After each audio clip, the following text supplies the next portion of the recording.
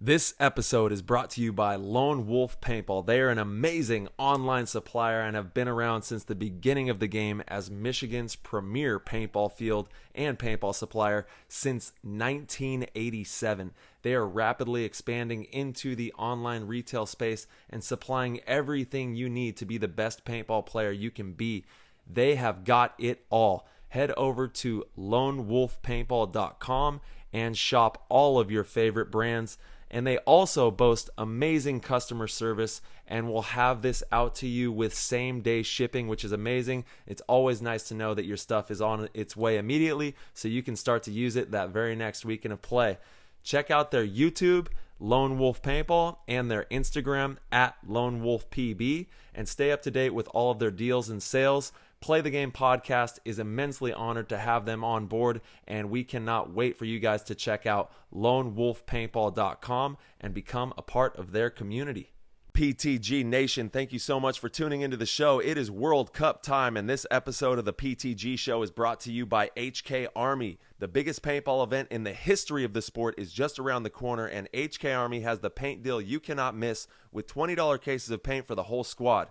Yep, you heard me right. HK Army is back at it again, providing that top-tier pink shell, yellow fill paint for only $20 a case to ensure you dominate your competition at World Cup.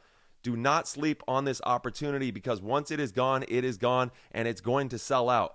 Head on over to hkarmy.com/NXLpaint right now and reserve your paint today.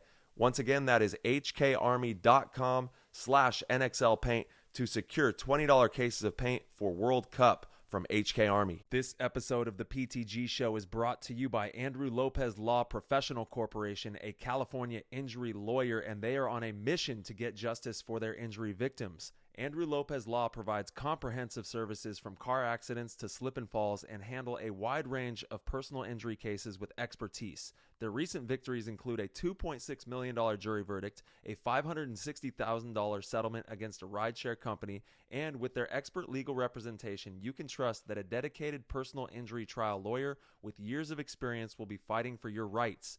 Andrew Lopez Law is a family-run law firm with free consultations, personalized attention, compassionate support to guide you through every step, a proven track record. They're available 24/7, will work tirelessly to maximize your compensation you deserve, and they work with a no-win, no-fee policy, so you don't pay unless they win your case, which ensures you receive justice without the financial risk. If you're in need of an injury lawyer, then look no further and call Andrew Lopez Law PC at 213-474-1100 for your free consultation. And once again, that number is 213-474-1100. And also follow Andrew Lopez Law on Instagram at Andrew Lopez Law PC. And once again, their Instagram handle is Andrew Lopez Law PC. One last time, that number is 213-474-1100 for Andrew Lopez Law to fight for your injuries. What's going on, PTG Nation? Thank you guys so much for tuning in and rocking with us. This episode, we have Josh Taylor from New York Extreme. New York Extreme is one of the hot topics heading into World Cup. Such an iconic organization facing potential relegation. They have had a season that has just been barred with injury after injury, and they have not been able to get anything going. This episode sheds a lot of light on their mentality and their preparation heading into the event, and it was a really amazing conversation with Josh. Josh is an amazing human and an amazing individual to have in the sport of paintball. So, without further ado, we're going to hop in the show. That was an insane inside move by Marcelo Margot. Great communication. And the crowd starts chanting Harmon. Great shot by all the guys, though. Tyler Harmon saved that game. He came out with 2 wins. Marcelo Margot was on fire.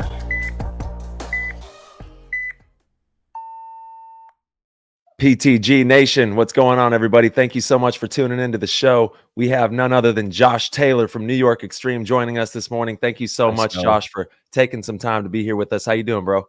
Very good. Thanks for having me. Kind of tapering off on workouts and everything, getting hydration started, doing everything to get ready to take off. Yes, sir. Yep. It's about to be a busy next couple of weeks here. We got the layout dropping in just a couple days for World Cup. And then I know you guys are hungry, obviously, to have an amazing event out there at World Cup with everything going on.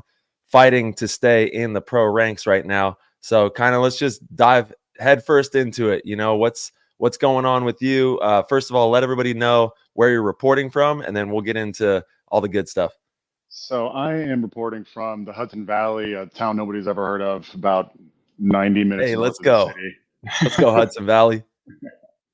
We're about 2 weeks past peak fall, so the tourists are finally starting to get out of here, and it's all quiet up here. There we go. Nice, man. Yeah, and I'm sure you guys have been training, getting ready for World Cup. So what's that been looking like with the squad out there? So we had a break the last 2 weeks. We've just been on our own, kind of. Everybody's pairing off with whoever's local to them, getting out, staying active, posting up in the group chat on the gym, and all the fun stuff. A couple of weeks back, we were down in at Prime Paintball with the Hurricanes and had a pretty productive practice with them. They're a great team to spar with.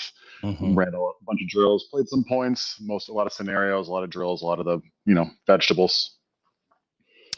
Yeah, very nice. How has it been having Rich as the coach? Has he been at these practices leading into World Cup so far? Does he just come to layout practices? Does he kind of like set a curriculum for you guys to work on? How does that look?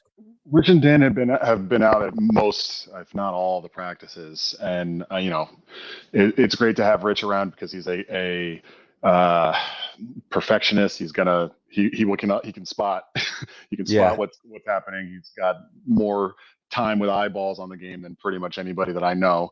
And the combination of him and Dan is also really his mind is really good and sharp for, hey, you have wasted motion in your snapshot, or you like to do this too much. You like to, or your high shot, your low shot's not far enough apart. Like, he's really good at picking out deficiencies and addressing it right then and there in a very clear way.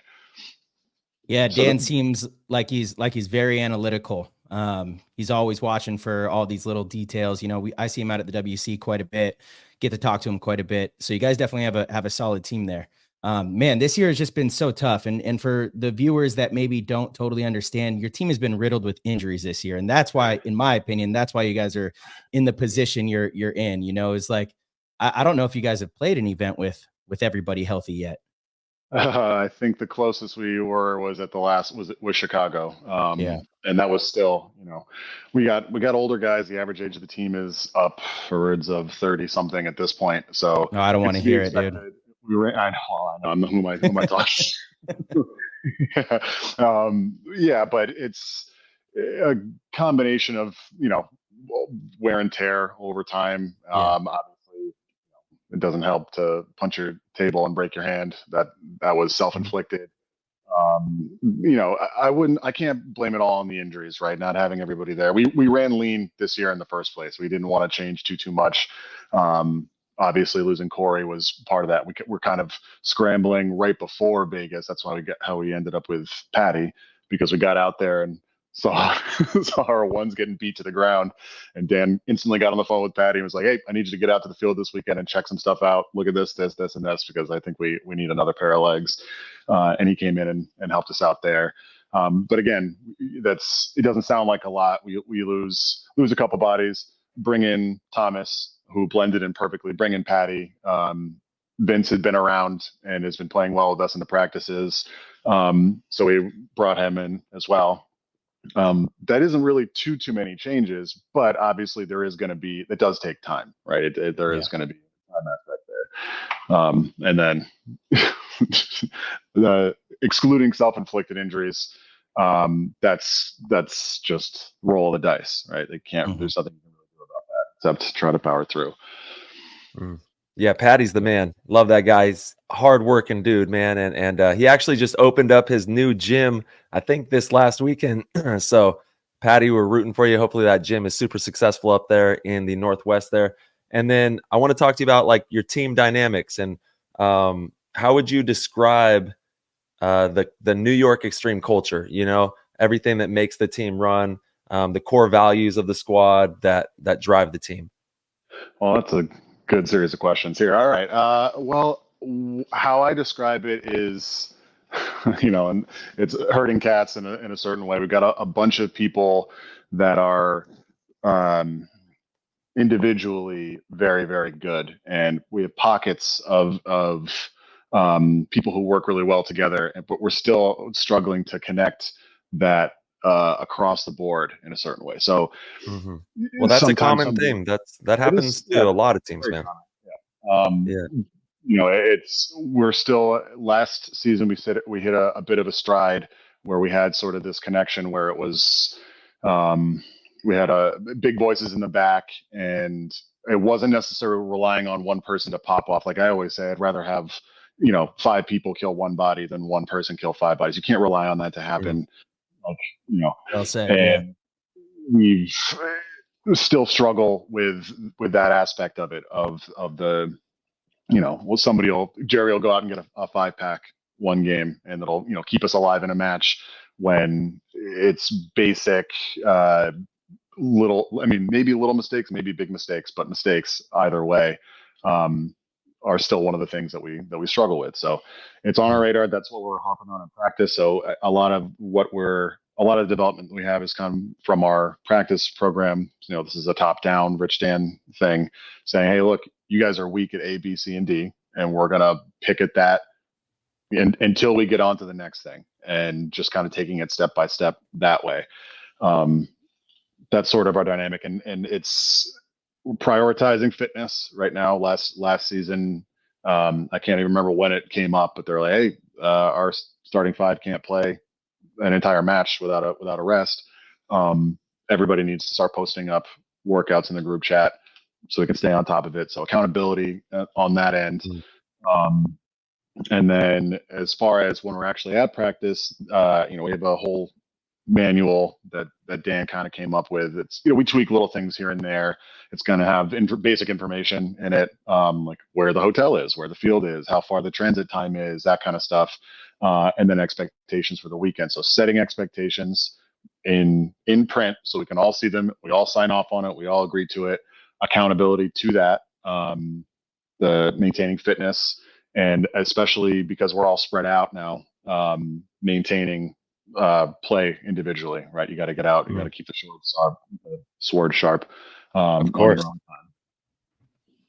Yeah, man, you got to have good habits. That's really what it comes down to, and making sure that those are dialed in, because it's a constant pursuit of just a couple percent every single day, every moment. We're trying to get better. Hopefully, that's the goal. We want to make sure that all the pistons are firing in the same direction, and we're moving with power into the future, so that we can show up at that tournament with the squad just buzzing, everybody going. Absolutely. Yeah. Yeah, and you mentioned something that Tyler alluded to. He said it's an issue with a lot of teams, but the full field connection. I think anytime we lose a tournament or get knocked out on Sunday, or other top teams get knocked out on Sunday, that's usually something they could point the finger to is the team was disconnected. You didn't have all 5 guys that were on the field on the same page at the same time. Maybe players have certain moments in different matches, but in order to make a deep Sunday run, you have to all be on the same page all the way through. And you did mention Corey as well. I think Corey Hall was a huge loss. I think he's helped Aftershock a ton, watching him in the WCPPL with TJ Bastards the last couple seasons. And since he's ranked out, that team went from always being in the finals to not doing as well. I think sometimes Corey gets a little overlooked in what he brings, because he's not a huge playmaker, but he's an incredibly steady hand. He's a really good shot. He's a great communicator. And he's like one of those players you could just kind of put on a side by himself, and he'll manage it, and allow you. And then he'll steal games too. He's still a playmaker. Don't get me wrong. He'll still make it happen, but most important, consistent. He's reliable. He's a good communicator. And that's only on the field. Off the field, you also get his head for the game, and, very, very direct. He's no bullshit. He's going to tell you what he thinks, no matter who you are. If it's to make the team better, he's going to do that. I can't say enough good things about Corey. Certainly hurt us. But I've gotten that question a lot about, or that Corey leaving hurt us a lot. And I'm not saying it didn't, but it's one of the factors that we're one struggling. Of many. Yeah, sure. Who have you got? Again, it's hard because you guys have had so many injuries this year, but who did you guys plan on sliding into that role and taking over that position? Well, so the weekend we found out about it. I was literally packing up my gear bag to fly out to the first practice when I see my phone ringing and it's Corey, and I just picked up the phone and went, "Who is it?" And he's like, "It's Corey," and I was like, "No, I know who is it." Oh no. I was like, Isn't "Who's that in strange call?" how sometimes, like, given the timing of when somebody calls you, you kind of know what it's about? Like Yeah, there's been so many times where someone who calls me, on a semi-regular basis, but like the timing and stuff that's happening, I'm like, uh-oh, yeah. this I isn't. know what this is. The air Yeah. feels heavy around this phone Yeah, call. totally. That's interesting. Yeah. So it was sort of. It wasn't really, oh, we're going to slide somebody into that role. We already knew the people who need to be doing that role. So CJ is one of our primary communicators. I also am one of the talkers in the back. And Thomas, when we got down to Florida, that practice after we lost Corey, it felt like it just fit right together. Thomas is sort of transitioning from not being a missile. We're gonna have a very angry family of people if we send Thomas Taylor run into the 50 snake every single point of a tournament and risk his body like that. We're not doing that. We need to think long term. So Thomas is kind of falling back into a role of talk 2-4, kind of support player. And then he's going to punch it. If he wants to punch, he's going to punch it. He's going to do what Thomas does. But we're like, okay, I think we have the tools to fill this role with what we got. And certainly losing one of our support 2-4 talk players in the first event didn't help us. And then we lost Pat in the next one. And so that's one of the pitfalls of running lean. If you run lean, Yes, you'd be injured. Can't have injuries. That's exactly why our team carries 10, 11 bodies sometimes now. It was the Philly event right after Ty went over to Heat, the event you guys won. We got down to basically five bodies on Sunday, and it was really hot. It was humid. It was a tough event. And Arturo was like coming back from a broken hand, and we had to play him. We're like, can you like play a point to relieve some of our attackers because we were so thin? And ever since that event, Skinny Kevin was like, okay, we need to just have more on the roster, whether they play or not. We need to have more on the roster. We need to be deeper because we are an older team. Injuries happen. This game is kind of difficult sometimes. It's not super hard on your body, but sometimes it is. It's still a professional sport, and you're still, I think a lot of the injuries probably happen when you get tired too. You lose your mechanics a little bit, and that's when stuff happens. Yeah, the injuries that happen in paintball aren't necessarily at the tournament. Like obviously sometimes, somebody's going to run into somebody else. Something could happen at the tournament, but it's usually when you've been at it for, 3-4 hours already and you still need to grind because the layout just came out and the tournament. One more rep. Yep. One more. One more rep. One more run is the curse, That was when Jerry got hurt last year in Chicago. I remember I was in your guys. I think we were playing the same match, and Dan, you guys were losing the game, I think, but Dan wanted to get some more reps and like basically practice, but in the tournament, or maybe it was Corey actually, who was, I honestly forget who said it, but someone was like, no, let's like at least try to get a good breakout and work on something. So you guys conceded, and then Jerry full sent, and that was when he tanked himself. I was like, it's just brutal, like, man. Pat at NRG right before Texas. That's when Pat injured his leg, and it's a balancing act, right? Like we need to get from top down. The coaches need to see as much as possible. And the players need to see as much as possible too. But it's, you never know when somebody is not telling you that they're tired because they don't want to, because they want to keep playing. They don't want to let you down, that kind of thing. So you never know. Yeah, how's everybody looking and feeling right now going into the week before the layout? So far, so good. Okay. So far, so good. Everybody's on it. Everybody's focused up. I was with Pat last weekend. Again, we were all kind of separated. We're all planning to go down and stay through and grind through down. We'll be in Florida the whole time. So, nice. With who? Taking a little bit. I think it's Russians and. You guys, who are you playing with? Mars. We have Impact and X Factor in Texas. We're playing you guys in Florida on Wednesday. Oh, that's it. Yeah. On Wednesday. I'm not sure. I don't know. Okay. Nice. Well, if you have Red Legion, that should be a good practice. You always see a lot of different looks with them. You'll get a realistic gauge on, what spots you can make on the break. And if attackers are going to, apply pressure, they have some of the best of them. So they're Probably always a decent team to practice. the Kings, maybe they train out there quite a bit. So Well, I know the Kings are going to be there, but they're in our bracket. We actually have a super important game with them because they're that's also right.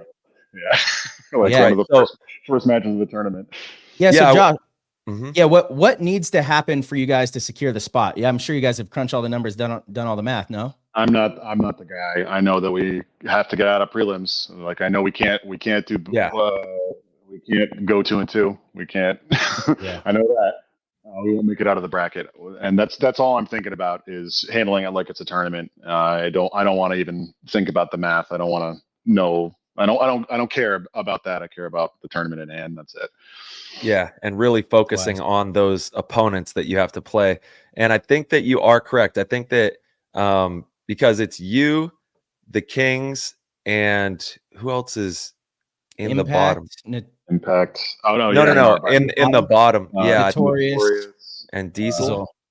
Diesel. Yeah. So I think if you make it out of the bracket and the Kings don't, and you are, I think 4 or 5 places ahead of them, I think that you might. That might be PB League tie now, or what? Yeah.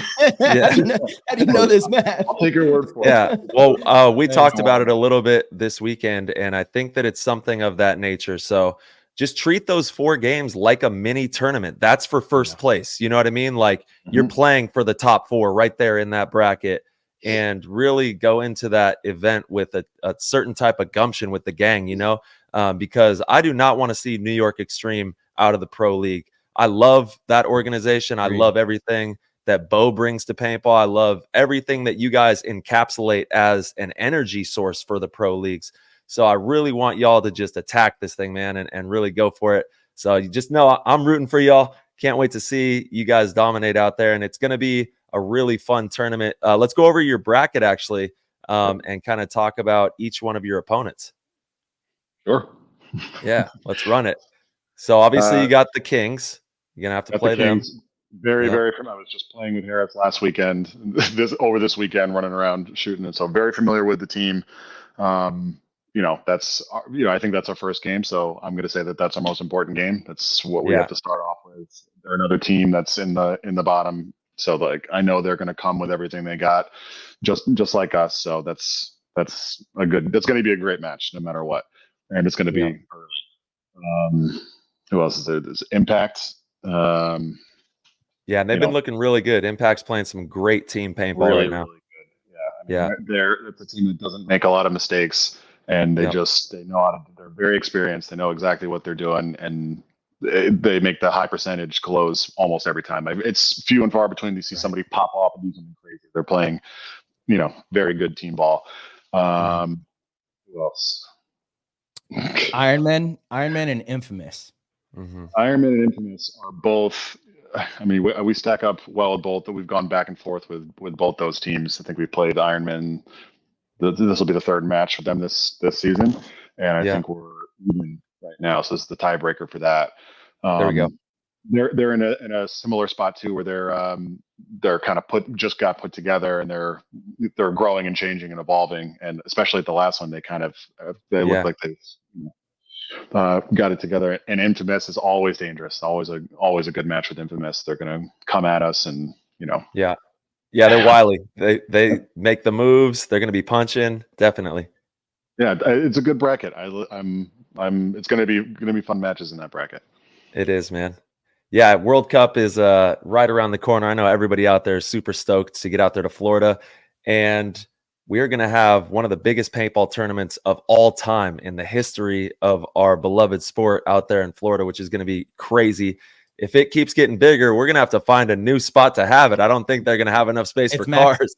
It's maxed out. That venue is completely capped. So we probably won't be there much longer, which is kind of sad, but also really cool. Those are good problems to have. Good problems to have. Yeah. I mean, that venue is amazing since they, went back there from, you guys remember the, what was it? The flight play. It was like that old air, that Fantasy Flight. Yeah, that one. Oh, that Yeah. venue was so terrible. Oh my goodness. It was Sometimes awful. I have nostalgic memories for it, but yeah, it's like that's like halfway. It's like Lakeland over. Yeah.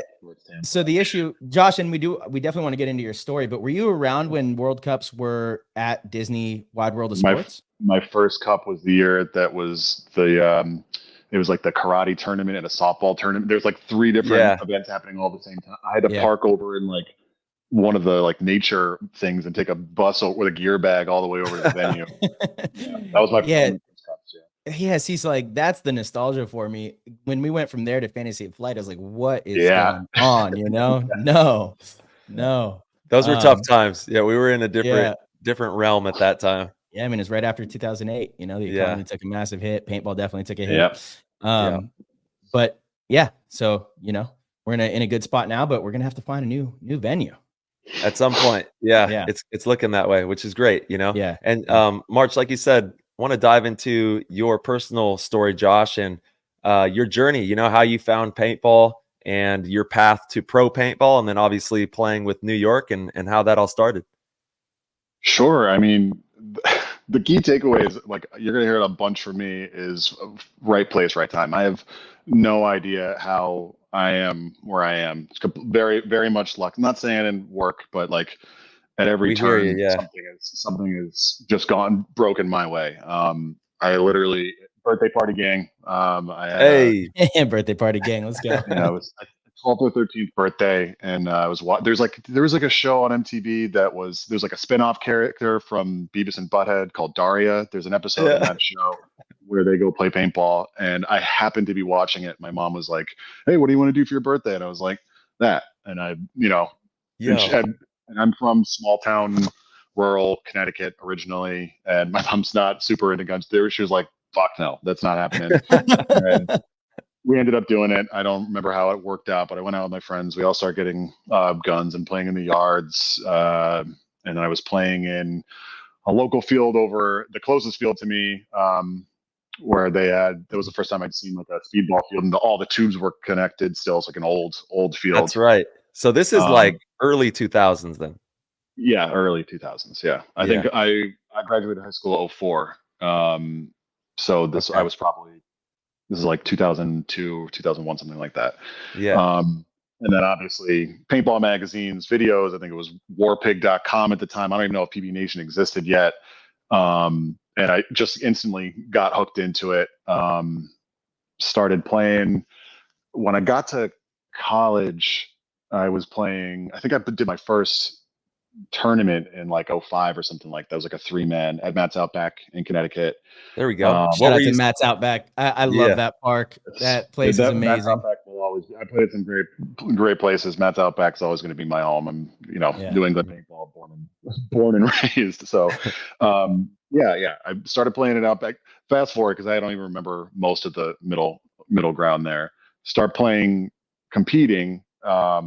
Around, I think the first event was like 2006 or something like that at MAO, down at, I think it was in Rock Hill. Got our asses kicked, but it was first tournament.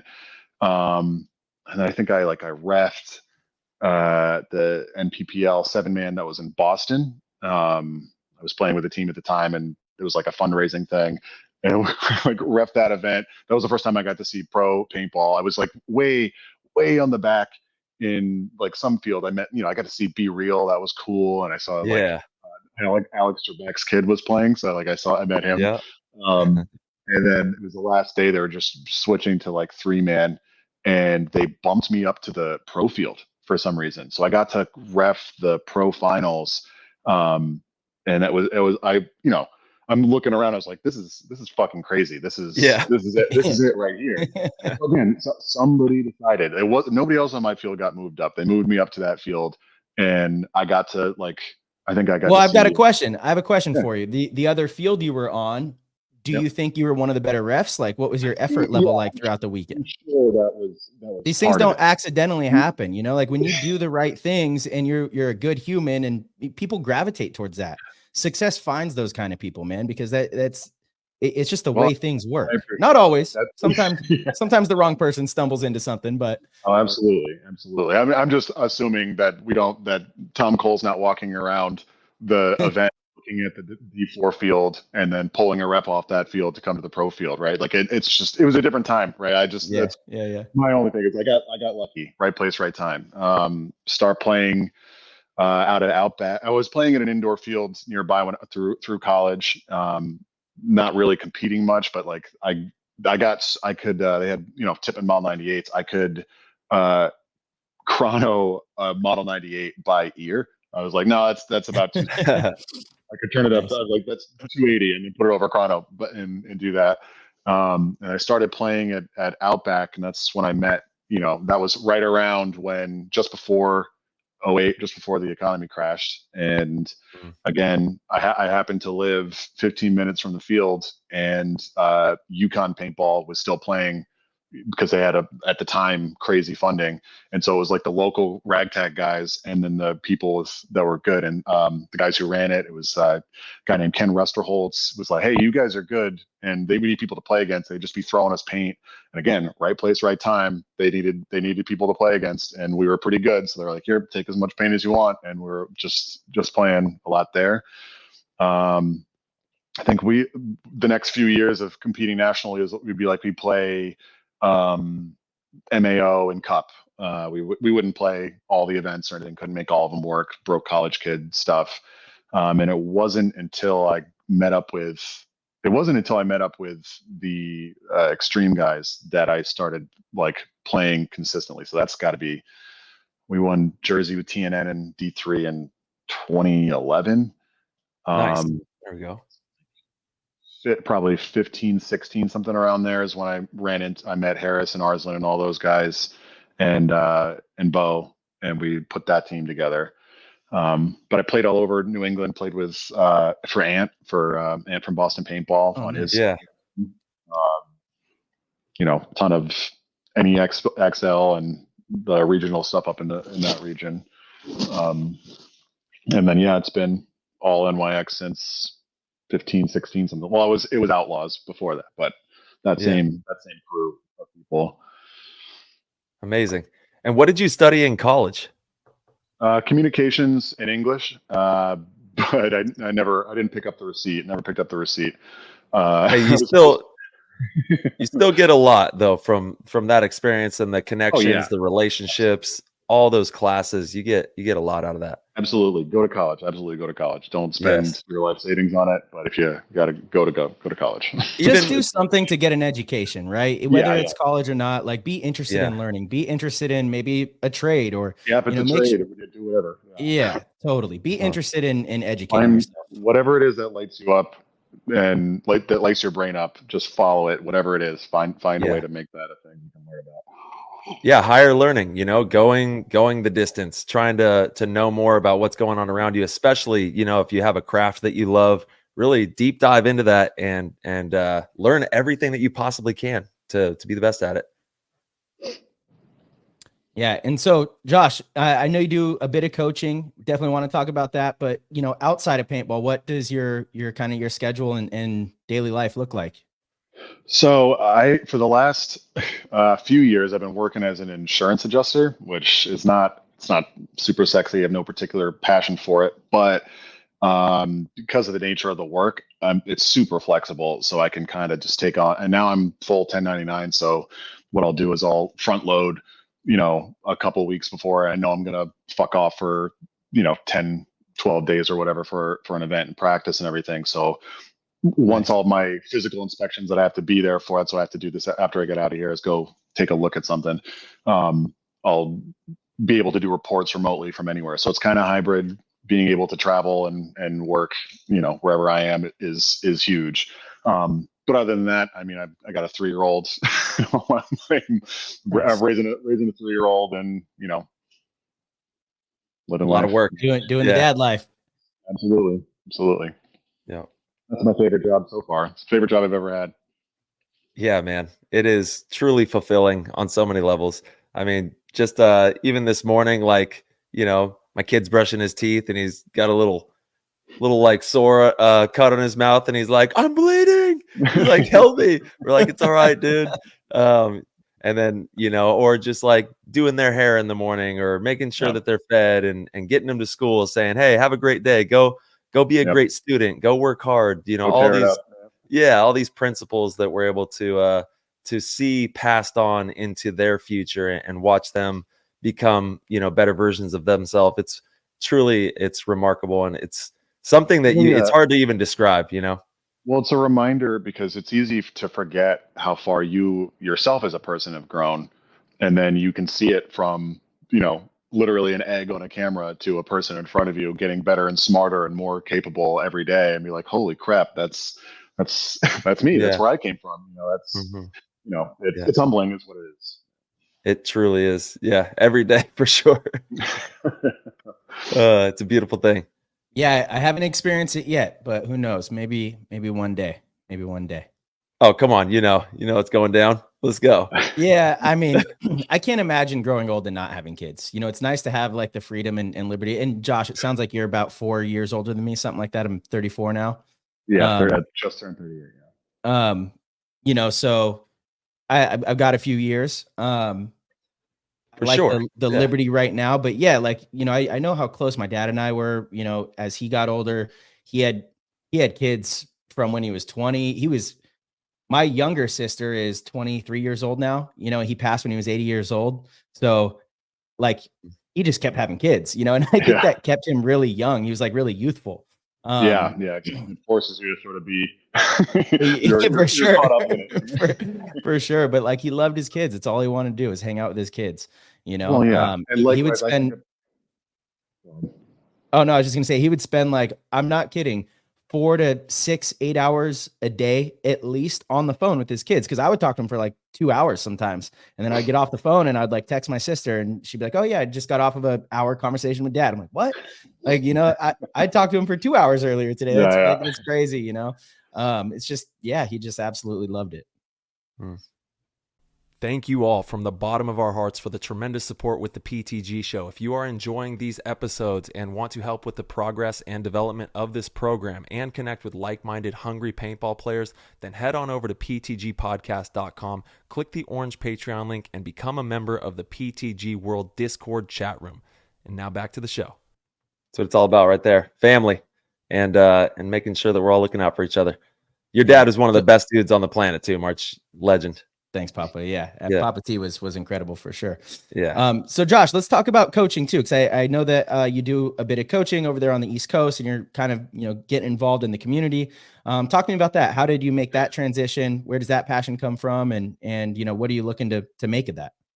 So, I mean, luckily, again, right place, right time. A couple of my friends opened up there was a field there, and they took it over. And they have like an indoor field, and they were building the outdoor fields, and I was already kind of there, and they moved in and kind of were working on it, and have just sort of gave me free reign to do whatever I want. I live an hour and 15 minutes from there. They gave me a key, like they literally gave me a key. I can go in and shoot around if I want to for an hour. They know I'm not going to fucking steal from them or anything like that. And we decided to set up a drill night. And so in general, I've coached for teams and tournaments, and the X's and O's, you should go here and you should do that. It kind of worked out most of the time that the tournaments that I would be coaching, it's on a layout that I've already played. But I wouldn't consider my strength necessarily looking top down X's and O's. You do this, you do this. I've always considered my strength to be more, I'm better at, again, sort of analytical. I can tell if you have wasted motion in your snapshot. I can tell, if you're running too high, or little things like that. Fundamentals. Fundamental stuff is sort of where my strong suit is. So I was like, hey, we can do a drill night, and it's going to be indoors. It's not really super great to be playing all the time indoors. It's loud, it's dark, you can't really, it's close to, it's a haunted house. Space. It's a year-round haunted house playing indoors. Indoor paintball is like going through the scream zone. Yeah, but what I can do is like work on fundamentals, one ball snapshot, little burst step, little stuff like that, and we can treat it like a dojo, right? We treat it like you go to I did judo growing up, and sort of having that thing to go to and sort of like just work for a little while. And I don't go there and just spar. You don't do that. So you today we're working on this skill. Tomorrow we'll work on this skill, and going at it like that. And the response has been, especially over the winter when there's nowhere else to go, Right. the Northeast is, the response was pretty good. I think a lot of people want to. I've gone to drill nights at other fields that aren't necessarily my thing, and they want to go out and play points, and that's fun. Obviously I want to play points, but that isn't necessarily how I'm going to learn the most, especially, you can reinforce bad stuff, and, somebody could cheat you. The paint could not be good. There's any number of reasons why that's not the best use of your time. You can blow through a case of paint in, 2 points if you're playing at full speed. But if I say, hey, and again, luckily, Hornet's Nest, shout out to Hornet's Nest, they're in a position where they don't want to, they're not making a ton of money off of it. Like they're going to sell everybody a case, but they're totally cool. They're not pressuring me to be like, hey, let's do something where they're going to shoot through a bunch of paint so we can sell a bunch of paint. Like, no, it's like $15 entry to get in. I don't even know how much paint costs. Probably $30, whatever the paint costs. And I'll make them. Everybody's going to go home sore and tired, and they'll probably have gotten through a case of paint by the end. We get a lot out of a little. So I am working with Team No Name. I used to play with them back when I was in Connecticut, and a couple of my friends are restarting the name to play locally, regionally. Hopefully we'll get into some national stuff. And I went out to coach with them, and I said the same thing. I'm not. It works, but it's a layout that I've already played 100 points on. I already know how this played out. I can translate what worked and what didn't work, and make a play based off of that. But I don't like to be the one yet. Someday I'll have that job. I was just gonna say, I mean, this will help you evolve as a player as well as coaching. For me, I know coaching over the last 10 years has definitely helped me evolve as a player, because you have to look at the game differently. I think that actually originally started from guesting with teams overseas or internationally, because you're kind of forced to be the top down guy, Yep. So you're playing, you're doing the player coach role, and you have to be responsible for what everyone else is doing as well. Is that something you're looking forward to? Is that something you've kind of acknowledged? Because you definitely have all the tools to be good at that. So you've said it a couple times, unless that's not your thing, but make it your thing. There's no reason that can't be your thing. Yeah. It's the same as I treat it like this. I'm treating it as immersion therapy. Like I don't like being on camera. I don't like to hear the sound. Like, I don't know what I'm going to listen to when I work out this week, or I shall be traveling, but because I won't be able to listen to this, because I don't want to hear my voice back at me. I don't.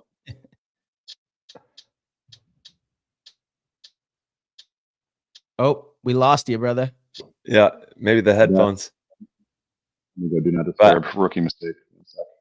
Oh, you're all good. I know what he means, though. Even though we have this show, I'm kind of the same way, where I haven't listened to a single episode back. I mean, I really haven't. And there's been some really good ones where I wanted to go back and listen because the guest was so good, but I mean, just don't like hearing my own voice back on the headphones. Like that. It's like I did a piece for the Great American Paintball magazine, and I'm treating it like immersion therapy, because I don't like to do it up front. Like, I'm always happy that I did on the back end. Like, right. I'm really proud of the piece that I wrote for that.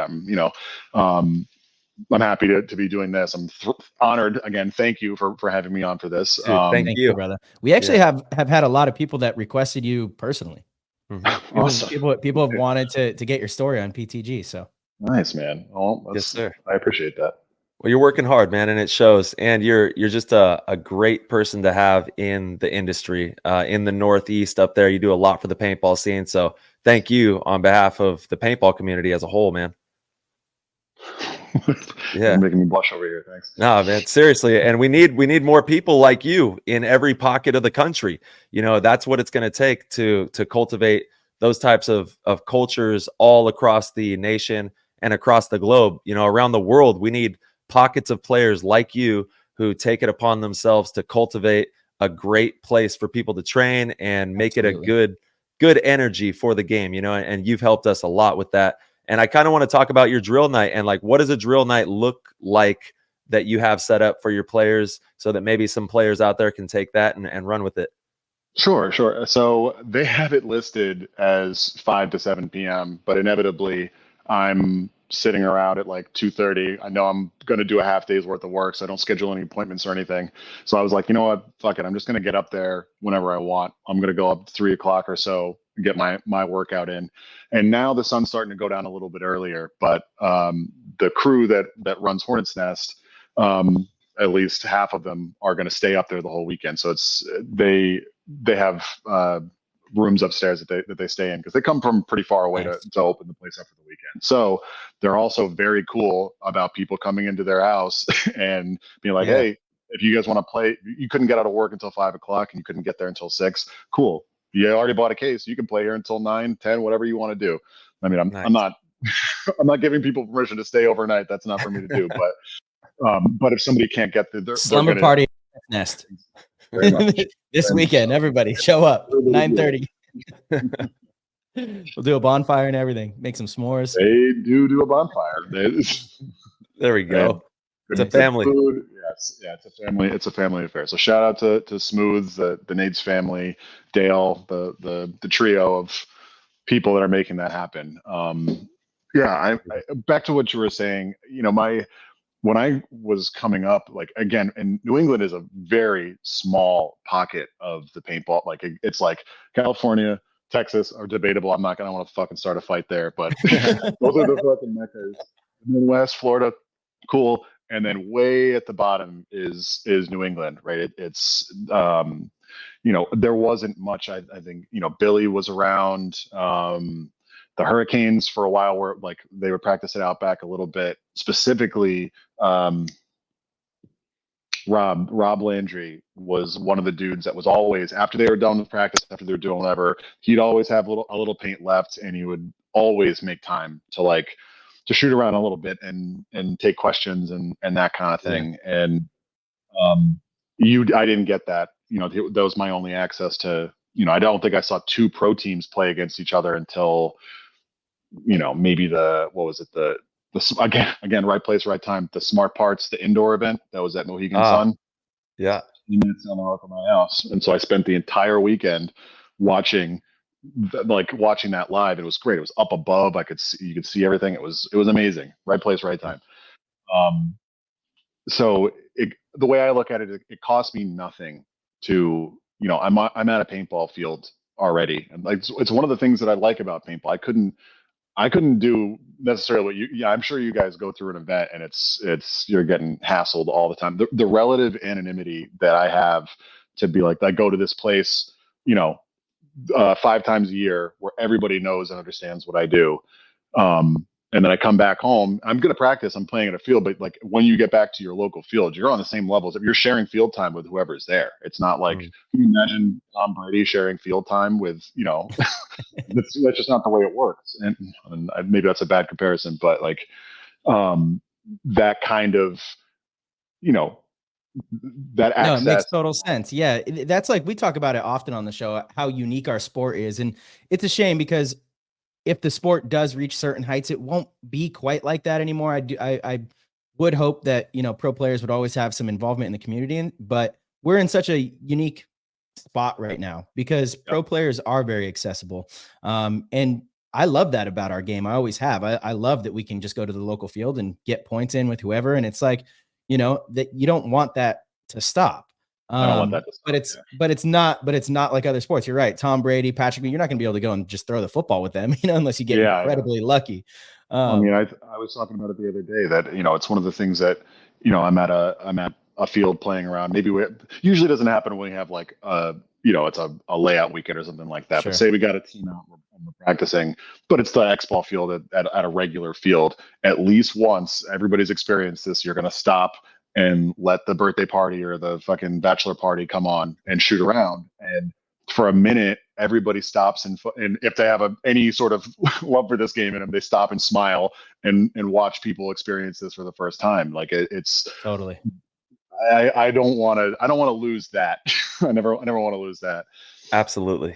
Yeah, we got to make sure that that type of culture stays alive. And like March said, having the pro players, I don't care how big paintball gets or how whatever happens to paintball, we got to stay connected in the communities, doing whatever types of events or just being there, just going out there and saying, yo, what's up? We got the Cactus crew out here. We're going to play some street ball. Let's go have some fun, you know?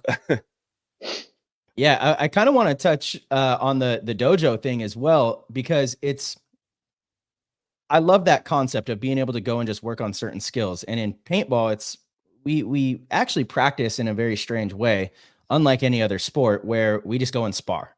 Yeah. You know, the Lakers don't scrimmage against the Warriors during the season. You know, they practice on things that they want to work on for the next game, or things that they were deficient in the previous game. They work on fundamentals. They work on basics. They stay sharp in that regard. They watch film, but it's all in-house, you know, and pro paintball, and anytime a layout drops, it's just like what we've always done. So we continue to do it. And actually it seems as if Damage is kind of breaking that mold a little bit.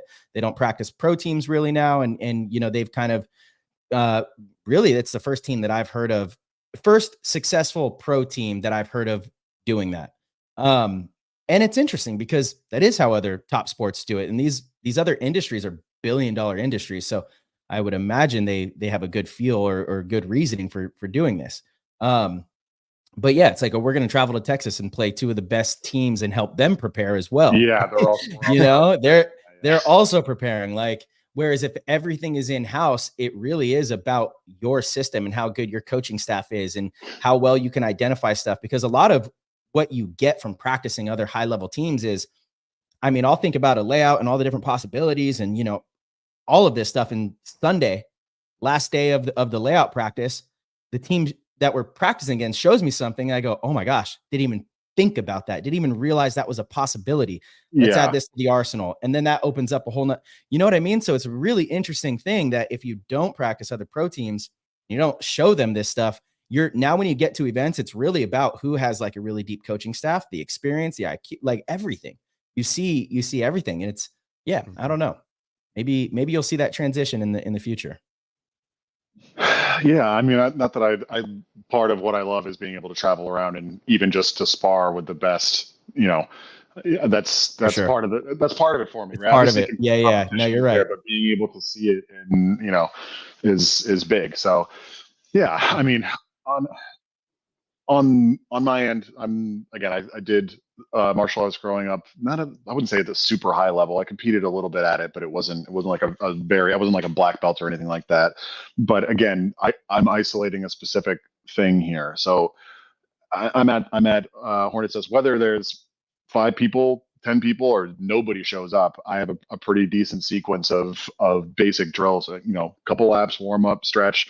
And then I do, it's almost like a break shooting thing where I call them pull-ups and step backs, where you start probably 50 feet from a post. So it's close, pull up and take a shot. If you hit it, you take a step back and switch hands. If you miss it, you stay on the same side. I'm aiming up on the post a little bit because you're thinking shooting down range. And then when I get back to about roughly half field, I do pull-ups, where I'm pulling up and taking a step forward, like I'm stepping into the home, taking a shot. Don't worry about hitting on that side. Just it's an excuse to reset that and go back to step backs. Do that times 3. A couple of I do 15 to 20 snake snaps, cross body snake snaps on that. One single target. Where it's kind of like a shuffle step. I'll use a tower to shuffle step back and forth on that, and then increase the distance from the tower so the angle kind of changes a little bit. Get used to like finding the target, finding that line, and snapping into it. That's a really good drill. I love doing that one. Setting up, like you said, 2 bunkers and moving and shooting back and forth from those bunkers at a target, because it's something that you do all day long on the field. Yep. And then I do the hard to kill, the two target snaps. So I'll set up a can because it's the least forgiving, and then I'll find one target on one side and one target on the other, and pretend that it's a wall of paint. So your entire motion has to happen in that pocket right there, and then you have to take a shot at one, switch, take a shot at the other, and then you have somebody proctoring it behind you that says, "Hey, you just gave your elbow there. Hey, you splashed your loader." You know, that thing, and then we'll make it harder and harder and harder until you have to, your feet are basically together doing the Beardnikoff snap, the tight snap. It's funny you bring him up. That's one of my all-time favorite drills, and I learned it in 2012 when I played with Russian Legion. But they would actually use people. So you would find us when we had the layout, you would find those interior spots that are going to get tight. Usually it's a can on the Dorito side or a tower in the kind of middle, or maybe a can on the snake side. You put someone there, and then you put someone in like either, both 50s or the 40s, whatever can see it. And you have to engage, and you have to put the person in on the right in. And as soon as you put him in, okay, you've won that dominance. You have to turn and get dominance of the person on the left. And both people can shoot you if you expose yourself too much, and it teaches you to get really tight and be comfortable in those uncomfortable positions, which is something that they're really good at. And you say the Berdnikov snap, like he's comfortable, helps that he's pretty small, but he's comfortable no matter where he's at, but that's a lot of their players. For sure. I mean, and again, it's one of those things that it's easy enough for me to, I'm doing it sort of because I'm using the sideline posts to space things out and be like, hey, the bad guy's there. Hey, now the bad guy's there. But I'll notice that somebody is completely like their hips are totally square to it and be snapping at it. I'll be like, hey, look, you're able to do that because it's like this. But then I'll turn them downfield and be like, you're snapping like your pressure is coming from the 2 and the 4, but let's pretend it's the 50 Dorito and the 50 snake. You can't stand like that. You're going to be dead. And so then being able to turn that back around to a closer target, maybe they're like 20, 25 feet. You get instant feedback as to where your paint is. I can say, hey, bring your paint up a little bit here. You're shooting at their knees, that kind of thing. Saving paint and just forcing that line over and over again. So you get comfortable making all your motion in that pocket. And I'll build on little skills like that and focus on that as I'm going. And then of course, if people have questions or specific things they want to work on, I'll do that to the best of my ability too. Absolutely. Yeah. There's so many nuances to the game. Yeah. I just like it because if nobody shows up, I don't care. I'm going to get a good workout in no matter what on that day. For sure. And it's so important to keep that muscle memory alive and strong. You're going to be making all these moves when you get out on the field, and you want to be moving with power every step you make out there, every shot you make. You don't want to be gassed. You don't want to be tired. You want to be moving with some power out there. Absolutely. Yeah. Well, Josh, we got some Discord questions here. You mind if we hop in there and ask you some questions from the guests, from the members? Absolutely. Yeah, right, thank you, everybody who sounded off. I posted this at like 10 p.m. last night, and we did the show bright and early Monday morning. We got a lot of people sounding off, so thank you to everyone who supports the show. If you want to get in on these questions, go to the website, hit that orange link at ptgpaintball.com, and join our Patreon. It's really fun in there. Yeah, the Discord is lit. We actually have an awesome Halloween little competition going on right now. If you carve a pumpkin or have a cool costume, submit it. The winner is going to win signed jerseys from Tyler and myself. Both. Which, that's right. Yeah, both. The winner's winning big. Yeah. Winner is winning big. But yeah, tons of fun stuff in the community. All right. We got Clint Riddle. He wants to know, Josh, I loved your piece in Gap issue 1. Can we expect any other articles from you in the future? Absolutely not. Gap issue 2 because I missed the deadline because it's only been in the last like 4 or 5 months that it hasn't been physically painful to write. Also we've been performing like shit this year, so I don't really want to talk about us at all. So I don't really yeah, but that's I used to say stuff like that to Matty Marshall, and he would say, the storyteller, the master storyteller himself, he would say that's the best time to write. That's the best time to talk about it because it's the most relatable. Everybody goes through struggles, everybody. And so when you're open and honest about those times, people, it resonates with people. Yeah. And honestly, yes, my plan was actually what I was working on before I realized that I missed the deadline. I'm going to try to get into issue 3. So I was going to try to do something that's like a cookbook thing because I don't know if anybody knows this, but I'm always the one who cooks for the team and everything. So I wanted to do a recipe, an Anthony Bourdain, but something completely not paintball related to see if I can see how far I can push it in a paintball magazine. That's amazing. I got a couple of recipes things that I want to get down. Do some Tony Bourdain. That's a brilliant idea. That's a brilliant idea. Well, this is perfect. This leads directly into my next question from the Discord from Verbal. Verb. Yeah, he's always wondering what is your favorite food and favorite place to eat it. But now you got to add, what is the favorite team meal that you chef up for everybody as well? Favorite meal. Oh man. And favorite place to eat it. And So favorite place to eat it. yeah.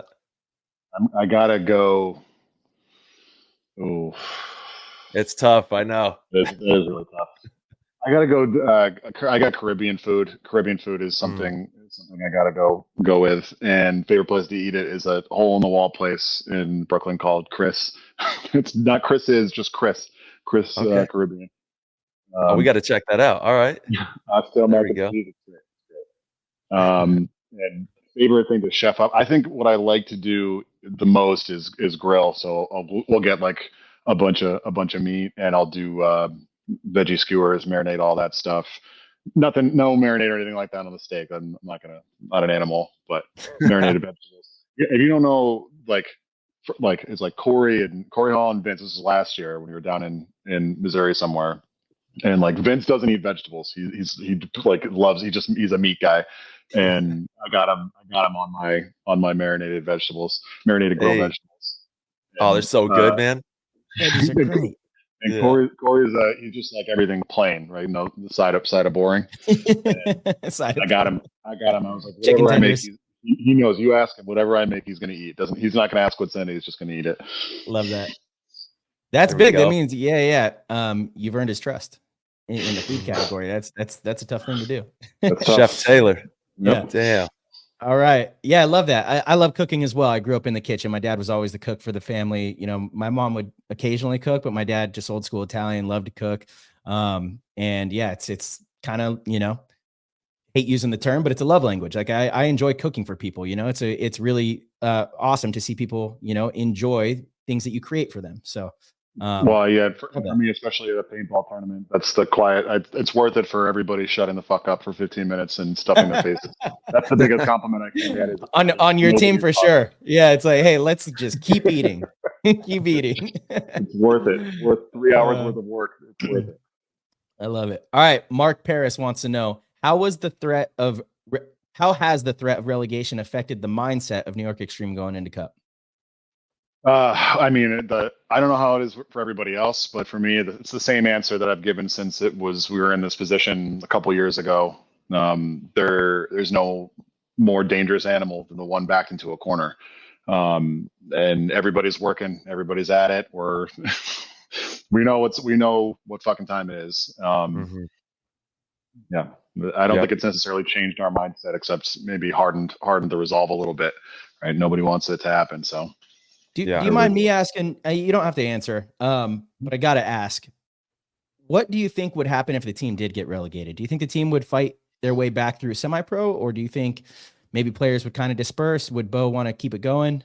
Hard to say. I mean, and truthfully, when everybody asks me this, I'm like, I'm not thinking about it. I'm thinking about this event right here. I'll keep that one to myself. Fair, totally fair. Totally fair. Had to ask though for the people. Yeah. And you're right. That is all you can do. You can only focus on the things that you can control right now, which is how you guys are going to perform that first match, and then the second match, and then the third, and then the fourth. See where the cards fall. You guys have the talent, the ability, the team, the organization to make a deep run on Sunday, which could, save everything and be a beautiful story. So yeah, steadfast in the moment. All right, we got Did It Hurt? When you are off the field, what are some other hobbies that you have?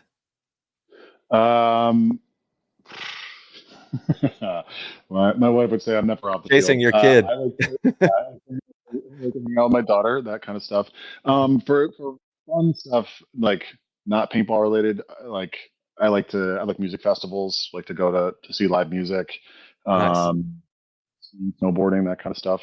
I don't get out too often. Right? My paintball takes up a lot of my time. I'm traveling 50, 60 days a year.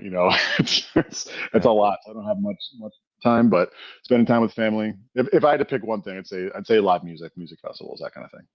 Nice. Yeah, those are fun. Yeah. What kind of music? A lot of jam band stuff.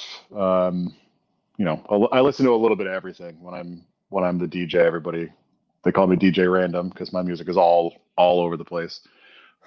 Love that. You got to check out Through the Roots, man. They have some amazing music. One of Marcelo's. I looked them up after I heard it on the episode. Yeah, hey, they're nice. They're good. They are good. Yeah, I love like Revolution. Obviously, you know, Yeah. the legend Bob, can't get enough of him. For And sure. rock music, all different types of music. Obviously, I grew up in Northern California by the Bay Area, so Oh you yeah. know, rap, Mac Mac Dre. Dre, all that. Yeah, all the good stuff. Keek the Sneak, if you know, you know, you know. All right. I'm kind of a Grateful Dead guy and kind of jam bandy for sure. People. Heck yeah. Nice. Nice. All right. My last question from the Discord is from Patty Rice. Josh, what adjustments has NYX made as far as team practice, frequency of it, intensity, etc., going into Do or Die Cup?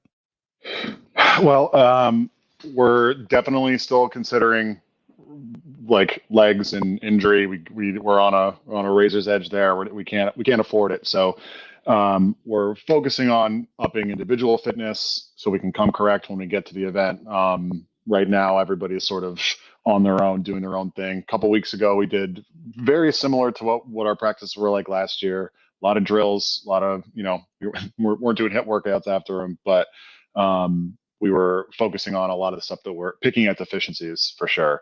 I can't say too much has changed necessarily. It's just kind of our resolve and our heart that's going to make the difference here. Love that, actually. Yeah. All right, let's see. We got Smokey. He's wondering, he understands if you can't talk about it, but do you know or can shed some light on what happened to GG Sports Park? No,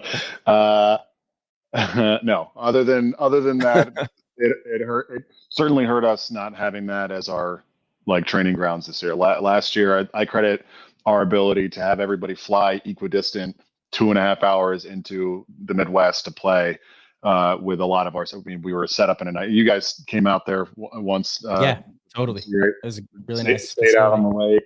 Great facility. Great. Housing was super easy, in and out. Really, really good venue. Other than to say that it definitely is one of the things that hurt us this year, not having that as our go-to spot. But Yeah. Yeah, fair.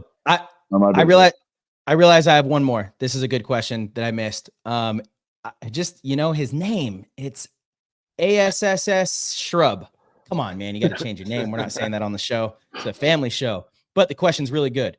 Do you follow a particularly healthier diet during the on season as opposed to the off season? After hitting my 30s and getting close to 40, I have noticed a significant correlation between what I eat and how I feel on the field that day.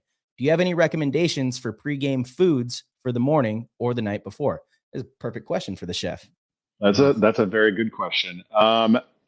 Definitely, as I've gotten older, I mean, it's regional for sure. Like, I don't know how you guys do it. I mean, I get how people in sunny California stay thin all year round because they don't have to put on fat over the winter. You freeze your ass off out here if you don't put on some fat. So well, yeah, we have to go to the beach all the time, so it's you get shamed into staying in shape. Year, the season, we're doing carnitas, we're doing long term, like 8-hour long cook on our meat, it's smelling it all day, that kind of thing. And so you bulk up over the winter. But no, as far as people, I've always been somebody who like there are people who are like, I can't eat before I play. And I'm like, no, you don't. My answer is you don't fucking run a Lamborghini on empty, right? You don't do that. You have fueled up as you're going. So basically, what I would normally eat is you fruit, a little bit of grains, that kind of thing. I'm an eggs and bacon kind of. I'll eat a bacon, egg, and cheese, no matter what. But smaller amounts, I guess, is what I do. I know that I have to keep myself fed, but smaller amounts of it. So I like to be hungry. I like to be a bit hungry as I'm there. How about this? It's Sunday morning at World Cup. You guys made it on. What are you having for breakfast? You have a 9 a.m. match, quarterfinal match. What are you having, and at what time? We're in a hotel or in a house? Good question. Both. So yeah, give us an answer for each, because those are definitely, if you can cook for yourself, it changes things for sure. If I'm in a hotel, I try to go like granola, fruit, juice, and then I'll take, as long as it's not those like powdered scrambled eggs. I don't like that shit. But I'll take a breakfast sandwich with me and nibble on it, but I'll probably end up throwing half of it away. And then I'll take a piece of fruit. If I'm at home and I'm cooking. If I'm cooking for everybody else, it's going to be a cup of coffee, I'm gonna throw down a bunch of. I'm not just gonna make bacon for myself. I'll throw down some bacon and eggs, avocado toast, that kind of thing, and Solid. just set it up. Take it as you go. Take it if you want it. Yeah, and Nice. you typically get to the field a couple hours before your game, so having that prior to leaving the house, so you're going to have it first thing in the morning and then head out there into battle. But I agree, you got to have some fuel in the tank, man. You can't just go out there with no the other food in your belly. distinction I'd make is that it's different for a tournament than it is. It's not, like I said, it's not the tournament necessarily. Like, you need to be sharp and fed, but it's the practices that are the struggle to maintain food and hydration, right? Like, I get to a tournament, it's way easier to maintain it. Like, I'm going to play for a half an hour, 45 minutes, and then I'm going to be down for an hour. It's like you have plenty of time to recover. So a lot of what we've been focusing on now, especially in the last going into, I think, Chicago, is maintain. I mean, we always have snacks and stuff around, but maintaining decent hydration has been a struggle. If you're down in Alabama, it's going to be hot. It's going to be super humid and super hot. So we, keep it not just water, but magnesium, sodium. You have to keep a lot of that stuff in your system. We've been doing these gummies, like those. They're meant for like marathon runners or ultra marathon runners, so that like their stomachs. You're not eating. You're not eating. If you're running an ultra marathon, you're not eating a big meal, but you need something to keep you going. So kind of coats your stomach, kind of gives you quick energy. It's those goo chomps, those things. Yeah, those are amazing. I love those. I use those quite frequently, and I've had to reshape my whole entire training and nutrition structure being in Texas and training out there, as opposed to, I've always been out on the West Coast in California, and the air, like you said, in the South, it is heavy duty. And it's crazy. So making sure, and one thing that I didn't realize that most people don't realize is you're not getting enough electrolytes and sodium and magnesium and all these things in your system, and then fruit to bind it and hold it in the stomach as well, and obviously the water. But you need to be, this isn't advice. I'm not a medical professional, but you definitely need to make sure that you are on top of getting all of those things in, because you don't realize how much you're expending. Even Ronnie Dizon, he has this, it's a Whoop watch, and it tracks all of his metrics, and he's compared with people across the globe and all over the country, and he's always in the top 10 of people in the state, or in the top 50 in the world after a crazy day of paintball. And we're talking about, like you said, ultra marathon runners, people who are really expending a lot of energy, and paintball is right there with all those types of things. Well, I mean, I was at a practice the other day, and nobody. This was a couple of weeks back, and nobody was there. So I was like, all right, well, I got 3 hours. I'm just going to go as hard as I can. I think I did 2 cases, and I'm at my pace, right? This isn't Rich and Dan hustling us back out to the box because we got fucking points to play. This is just me on my own, and I was just shy of 3,000 calories in 3 hours, 3.5 hours. And I'm like, if I'm doing that on my own pace, it's got to be way more than that when I'm out in, on 110-degree turf, with playing against another team. That's it's crazy. So the other thing is, it's whatever you eat and drink. If you're feeling hungry or feeling thirsty, it's already too late. You need to be you have to be front loading. Obviously, don't eat so much food that you make yourself heavy, but like you have to be ahead of it. Absolutely. Yeah. You want to be right on that edge there. Yeah, we had team practice this weekend, and at the end of the day, we started at 8 a.m. and ended at 5 p.m. And Ronnie said that he had burned through 7,000 calories. I was like, oh my God, this is insane. But that's, paintball is a brutal game. When you're locked in for these practices, they're tumultuous. It's going to be a lot of work. Absolutely. Well, Josh, dude, thank you so much for taking time with us this morning. I know you got a lot going on. Everyone's getting ready for World Cup right now. Yes, sir. Excited for the layout to drop Wednesday, 11 a.m. Pacific time. I know everybody's going to have all their eyes and ears waiting for the layout, and then we'll be heading to practice. When do you guys get down to Florida? Do you guys have a 3-day or 4-day? Just got my flights in like right before we started this. I'm leaving on Thursday night. So we'll be down there. I think we're out at Tiki's. And then we're staying through. I don't even know if we're at the house that we're staying at or what we're doing yet, but yeah. Amazing.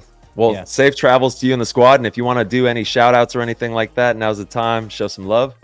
Oh man, shout out to everybody. I don't want to say names and then forget everybody's names, but shout out to everybody. Shout out I love to it. Thank you for the support. Josh, pleasure, man. Look forward to watching you guys at Cup, and we'll see you soon. Yes, sir. So much. Be safe, bro. Peace.